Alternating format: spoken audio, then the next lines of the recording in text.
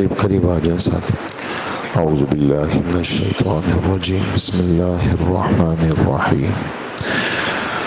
فلما قضينا عليه الموت ما دلهم على موته إلا دابة الأرض تأكل من سأته فلما خر تبينت الجن أن لو كانوا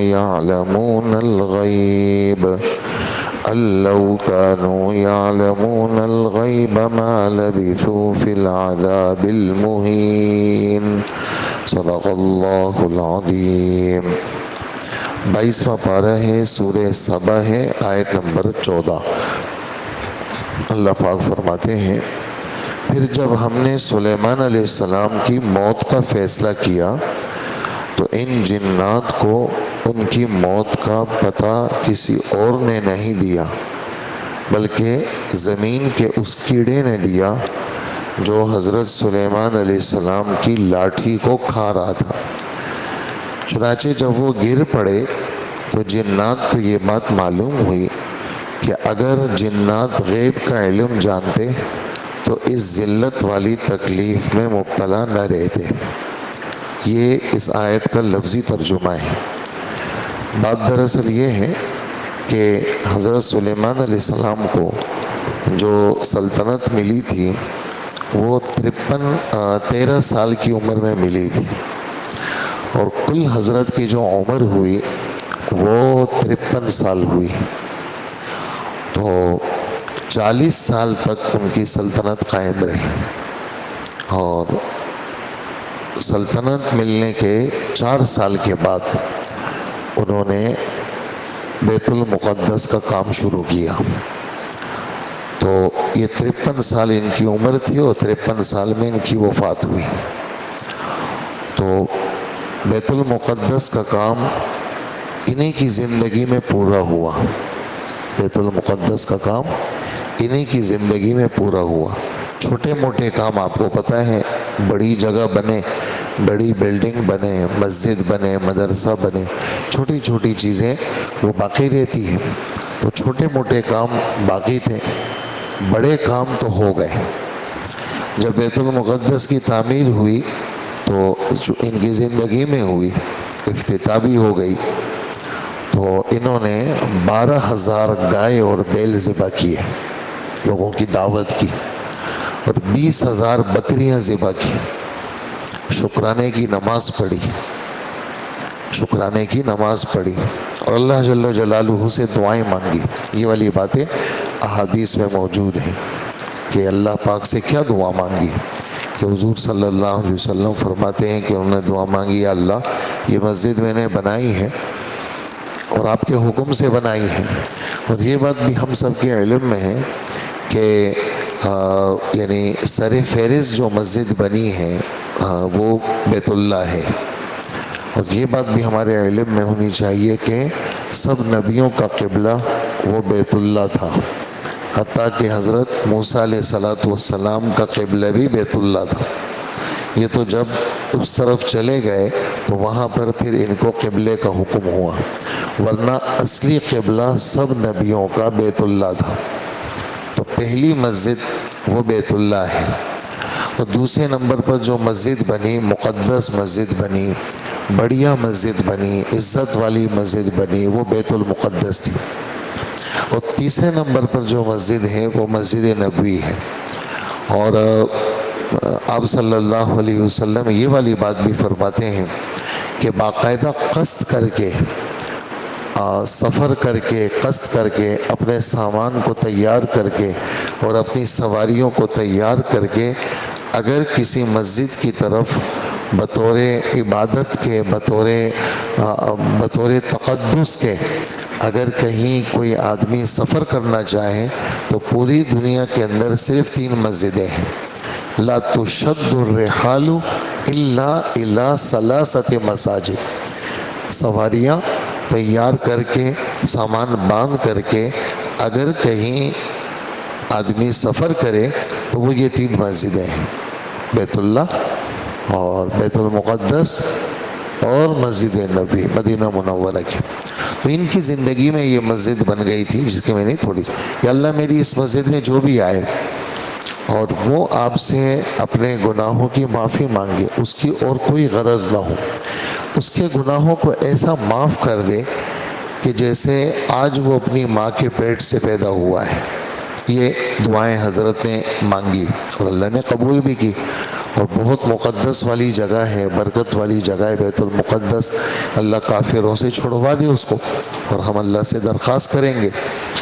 اسی طرح یہ والی بات بھی حضرت نے اللہ پاک سے مانگی کہ یا اللہ میری اس مسجد کے اندر جو آئے اس کو اس کے گناہوں کی بخشش کر لے، اور جو میری مسجد میں بیت المقدس میں آئے اے اللہ اس کو ہر طرح کا امن دے دے، اور جو بھی میری اس مسجد کے اندر آئے وہ اگر اپنی غریبی ختم کرنے کی درخواست کرے، یا اللہ اس کی غریبی کو ختم کر دے، اس کو مالدار بنا دے، اور جو میری اس مسجد کے اندر جو میں نے بنائی ہے یا اللہ اپنی کسی بیماری کی شفا کے لیے آئے، اے اللہ اس کی بیماریوں کو ختم کر دے، اس کو شفا دے دے، اور جب تک وہ اس مسجد میں رہے اے اللہ آپ اس پر اپنی نظر رحمت کیجئے گا۔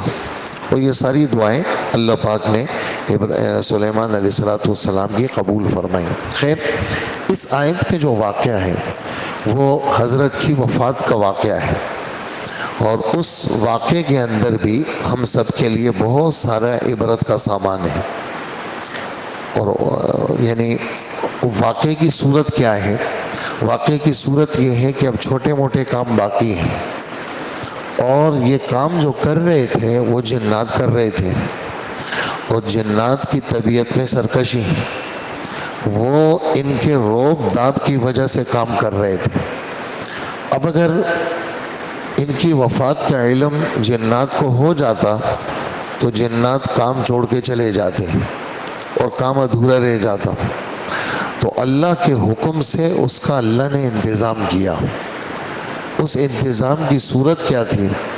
اس انتظام کی صورت یہ تھی کہ ان کا جو محراب تھا، جیسے میں نے اس دن کہا کہ محراب مسجد کا محراب مراد نہیں ہے، خصوصی کمرہ مراد ہے، تو وہ ان کا وہ کمرہ جو تھا، چونکہ بادشاہ بھی تھے بڑے بھی تھے، وہ شیشے کا بنا ہوا تھا، اور بالکل صاف شفاف شیشہ، باہر والے لوگ اندر دیکھ سکے، اندر والے باہر دیکھ سکے، ہم جیسے دنیا میں دیکھتے بھی ہیں۔ تو اس میں یہ چلے گئے اور اپنی عبادت وغیرہ سے فارغ ہو کر اللہ کے حکم سے، لاٹھی تھی اور اس لاٹھی کے سہارے پہ یہ کھڑے ہو گئے، اس طرح یہ داڑھی کو جیسے تھوڑی کو یوں رکھ کر کے ایسے کھڑے ہو گئے، اور منظر باہر کا نظر آ رہے ہیں۔ تو جنات دیکھ رہے ہیں کہ بھی حضرت تو کھڑے ہیں، اور اسی میں اللہ پاک کی طرف سے موت کا وقت آ گیا۔ موت کا وقت آ گئے اور کھڑے کھڑے ان کی روح پرواز کر گئی، اور اللہ جل جلالہ کو یہ منظور تھا کہ یہ 1 سال تک گریں گے نہیں، تو اسی لاٹھی کے سہارے پر 1 سال تک کھڑے رہے، اور جنات کام کر رہے ہیں، سروس چل رہی ہے، صبح شام دن رات چل رہی ہے، اور حضرت کی وفات ہو گئی ہے، اور سوائے اللہ کے کسی کو پتہ نہیں، اور کوئی آ کے دیکھ بھی نہیں رہا۔ کسی کی کیا ہمت کہ آئے اور کھولے دروازہ وہ دیکھے، یہ اسی طرح کھڑے رہے۔ تو اللہ پاک کو جب منظور ہوا تو اللہ جل جلالہ نے اس جو لاٹھی تھی اس کے اوپر دیمک کا کیڑا لگا لیا، جس کو اللہ پاک نے دابۃ الارض فرمایا کہ زمین کا کیڑا، تو دیمک کا کیڑا لگا لیا، اور وہ اس لاٹھی کو کھانے لگا۔ جب وہ کھانے لگا تو وہ لاٹھی کمزور ہو گئی، جب وہ کمزور ہو گئی تو حضرت کے بوجھ اٹھانے سے وہ قاصر ہو گئی، اور اللہ جل جلالہ کا حکم تھا کہ ایسا ہوگا، تو وہ جب تعمیر بھی مکمل ہو گئی اور ادھر لاٹھی بھی کمزور ہو گئی، اور لاٹھی ٹوٹ گئی۔ جب ٹوٹ گئی تو حضرت سلیمان علیہ السلام گر گئے۔ جب گر گئے اب جنات نے دیکھا وہ تو نہیں ہے، جب دیکھا وہ تو وفات پا چکے ہیں۔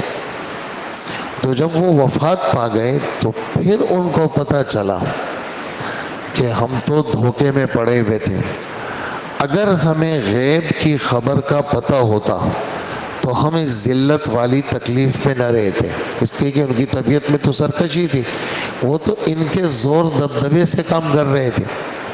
تو اس قصے کے اندر اللہ جل جلالہ نے ایک تو عبرت کا سامان یہ رکھا ہے کہ اللہ پاک نے حضرت سلیمان علیہ السلام کو وہ حکومت دی جو کسی کے پاس نہیں تھی، حتیٰ کہ ہمارے نبی محمد صلی اللہ علیہ وسلم وہ فرمانے لگے، ایک دن صبح صحابہ کو سنایا کہ رات میں تہجد پڑھ رہا تھا اور ایک جن آیا اور اس کے ہاتھ کے اندر آگ کا شعلہ تھا، اور وہ آگ کا شعلہ میرے قریب کرنے لگا، تو میں نے اللہ سے پناہ مانگی اور وہ بھاگنے لگا۔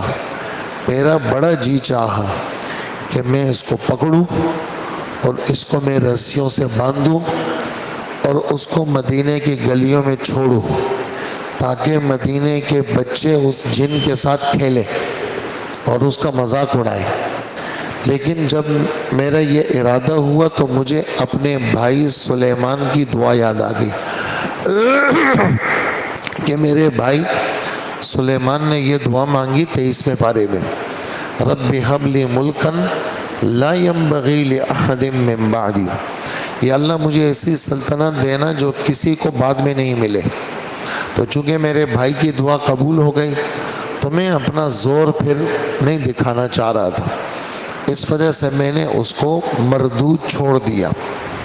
تو ایک تو یہاں پر یہ والی بات واضح ہو گئی کہ یعنی اتنی بڑی سلطنت پرندوں پر بھی ہواؤں پر بھی، لیکن موت جب اللہ لے آئے تو بڑے بڑے محلات، بڑا سے بڑا پیسہ، بڑی سے بڑی طاقت، بڑی سے بڑی حکومت، بڑی سے بڑی قابلیت، وہ موت سے نہیں بچا سکتی۔ موت جب آئے گی تو بادشاہ بھی مرے گا، ڈاکٹر بھی مرے گا، عالم بھی مرے گا، پیسے والا بھی مرے گا، بزرگ بھی مرے گا، غریب بھی مرے گا، ڈاکو بھی مرے گا، اچھا بھی مرے گا اور برا بھی مرے گا، اور پیغمبر بھی مرے گا۔ اس لیے کہ موت کے بارے میں تو اٹل فیصلہ ہے کہ کل نفس ذائقۃ الموت، ہر جاندار کو موت کا مزہ چکھنا ہے اور ہر ایک کو اس دنیا سے جانا ہے۔ ایک بات تو یہ بات معلوم ہے۔ دوسری بات یہ ہے کہ اللہ پاک کوئی کام کرنا چاہے، لوگ کہتے ہیں نا اگر فلانا مر گیا تو بچوں کا کیا ہوگا، اور فلانی چیز اگر ایسی ہو گئی تو کیا ہوگا۔ انتظام کرنے والے وہ اللہ ہیں، وہ کیسا کرتے ہیں ہمیں پتہ نہیں، ان کے معاملات کا ہمیں کیا پتہ، نبیوں کو پتہ نہیں کہ وہ کیسے کرتے۔ تو اللہ جل جلالہ نے یہ طے کیا کہ بیت المقدس کی تعمیر پوری کرنی ہے اور ان کی نگرانی میں کرنی ہے، اور ان کو موت بھی دینی ہے۔ تو موت بھی آ گئی، نگرانی بھی ہو گئی، موت بھی آ گئی اور نگرانی بھی ہو گئی۔ تیسرا یہ ہے کہ اللہ پاک کا نظم ہے دنیا کے اندر کہ ہر چیز اللہ کے ارادے سے چلتی ہے۔ اللہ نے یہ طے کیا تھا کہ 1 سال تک یہ لاٹھی رہے گی، 1 سال کے بعد یہ لاٹھی گرے گی۔ اب 1 سال تک رہے گی، اللہ جل جلالہ نے اس پر کیڑا لگا لیا۔ اچھا، جنات اس تردد میں تھے کہ یہ کتنی مدت ہو گئی، تو انہوں نے کیا کیا، لکڑی لی اور اس کے اوپر دیمک کے کیڑوں کو چھوڑا۔ جب دیمک کے کیڑوں کو چھوڑا تو وہ اس کو کھانے لگے، جب کھانے لگے تو سال بھر تک کے بعد وہ لکڑی کھوکھلی ہو گئی، تو وہ سمجھ گئے کہ یہ دورانیہ تھا وہ کتنا تھا، وہ 1 سال کا تھا۔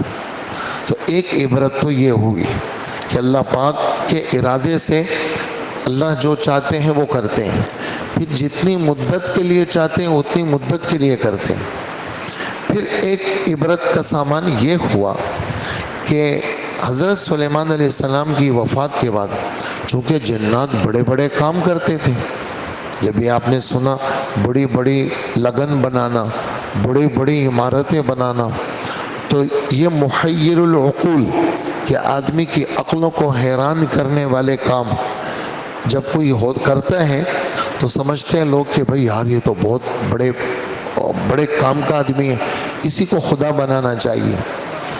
جیسے عقل کے مارے ہوئے بہت سارے لوگوں نے دنیا میں پہاڑوں کو خدا بنایا، جاپان کے اندر ادھر ادھر بعض جگہوں میں پہاڑ خدا ہے، بعض جگہوں میں بڑے بڑے درخت خدا بنائے ہوئے ہیں، کسی نے گائے کو خدا بنایا، کسی نے کس کو بنایا، کسی نے کس کو بنایا۔ تو خدشہ اس بات کا تھا کہ لوگ جنات کو کیا بناتے؟ خدا بناتے۔ تو اللہ پاک نے ملیہ میٹ کر دیا کہ جنات کے اندر تو کچھ بھی نہیں ہے، وہ تو خود کسی کے تابع دار ہو کے کام کر رہے ہیں۔ دیکھو وہ زندہ ہیں تو کیسے لگے ہوئے ہیں مزدوروں کی طرح، تو یہ خدا بنانے کے قابل نہیں۔ اور ایک عبرت یہ حاصل ہوئی کہ جنات کے بارے میں لوگوں کا تصور تھا کہ ہزاروں کلومیٹر کا سفر چند لمحوں میں طے کرتے ہیں، چند لمحوں، یہاں پر ہوں گے جنات، تھوڑی دیر میں وہ امریکہ میں ہوں گے، تھوڑی دیر کے اندر وہ لندن میں ہوں گے، تھوڑی دیر کے اندر وہ مختلف ممالک میں ہوں گے۔ تو جنات کو یہ اسی طرح کچھ باتیں ایسی ہیں جو انسانوں کو پتہ نہیں، جنات کو پتہ چل جاتی، وہ بتا دیتے ہیں۔ جیسے بہت سارے عاملین ایسے ہوتے ہیں، ان کو جنات آ کے خبریں بتاتے ہیں، تو غیب کی باتیں تو انسان یہ سمجھیں گے کہ بھئی یار دیکھو ان جنات کو غیب کی باتیں پتہ ہیں، دیکھو یار یہ کیسے طاقتور ہیں۔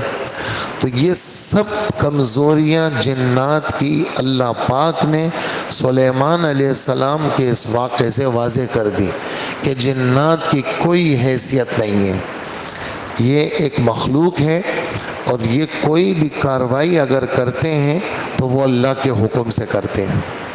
اس جیسے پہلے پارے میں دنیا کے جتنے جادوگر ہیں، دنیا کے جتنے جادوگر ہیں، اللہ پاک کے چھوٹے سے ٹکڑے میں ان کو چیلنج کرتے ہیں، بالکل چھوٹا سا ٹکڑا ہے آیت کا، کہ ساری دنیا کے سارے جادوگر کیا فرماتے ہیں اللہ پاک؟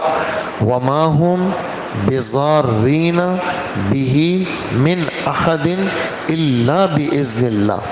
یہ دنیا کے جتنے جادوگر ہیں یہ اپنے جادو کی وجہ سے کسی کو ذرہ برابر نقصان نہیں دے سکتے، اللہ جو چاہتے ہیں وہ دے سکتے ہیں۔ اگر اللہ نہیں چاہے کسی جادوگر کا جادو نہیں چل سکتا۔ اسی طرح جنات، ان کو غیب کی کچھ معلومات نہیں ہے، اللہ چاہتے ہیں تو دیتے ہیں، اور اللہ نہیں چاہتے تو دیکھ لو تم لوگ کہ سلیمان علیہ السلام وفات پا چکے ہیں، اور یہ سال بھر تک مزدوری کر رہے ہیں، اور سال کے بعد جب وہ گرے پھر ان کو پتہ چلا کہ کاش ابیں اگر غیب کی خبر ہوتی تو ہم اس مصیبت میں نہیں ہوتے۔ تو اس میں ہم سب کے لیے سبق ہے کہ نہ کسی جادوگر سے آدمی کو ڈرنا ہے، اور نہ کسی جنات سے ڈرنا ہے، اور نہ کسی نظر والے سے ڈرنا ہے۔ اپنے آپ کو عمل کا پابند بنانا، اور جب آدمی عمل کا پابند ہوگا، وقتی طور پر تو ہر چیز اثر کرتی ہے، گرمی بھی اثر کر رہی ہے، سردی بھی اثر کر رہی ہے، انجیکشن کی چبھن وہ بھی اثر کرتی ہے، چھوٹی سی چینٹی کاٹ لے وہ بھی اثر کرتی ہے۔